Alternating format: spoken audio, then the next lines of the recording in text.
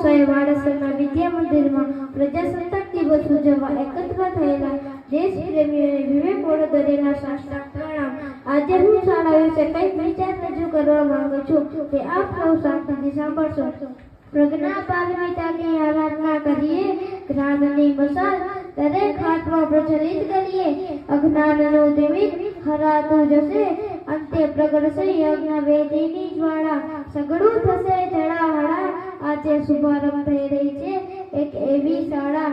આજે આપણે દરેક એક એવી શાળા પરિવારનો ભાગ બનવા જઈ રહ્યા છીએ।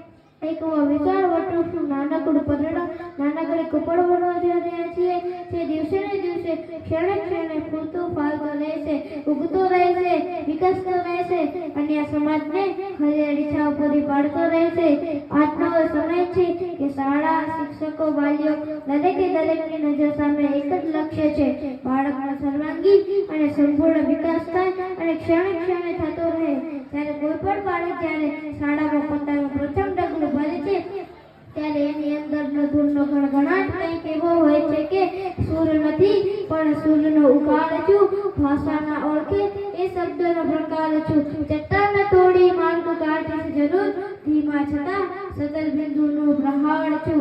કુમકુમ મકસદે બધા વધાવજો હવે, કુમકુમ મકસદે બધા વધાવજો હવે, તે ભાગ્ય ફેરવી શકે એ સવાલ છું।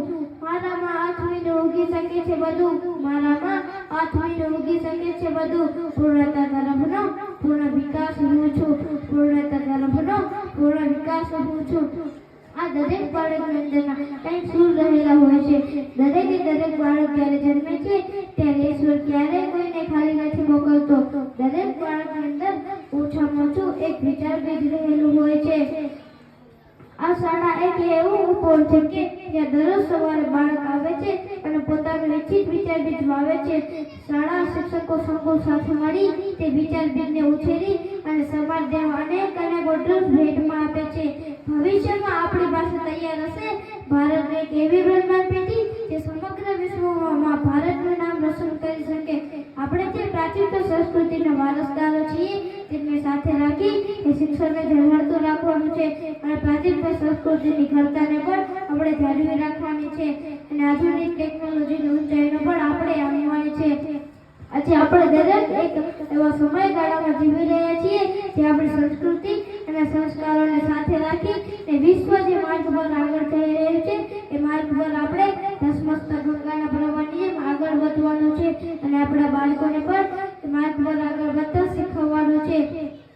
જ્યારે કોઈ પણ બાળક જ્યારે સમાજમાં પોતાની કેડી કંડારી અને આગળ વધે ત્યારે એનો માર્ગ સર્વોત્તમ ટેકનોલોજીથી સુસમૃદ્ધ હોય અને એ માર્ગની બંને બાજુ સંસ્કૃતિ અને સંસ્કારોના હરિયાળા ઉઠવી છાયા પણ હોય। અસ્તુ જય હિન્દ, જય ભારત।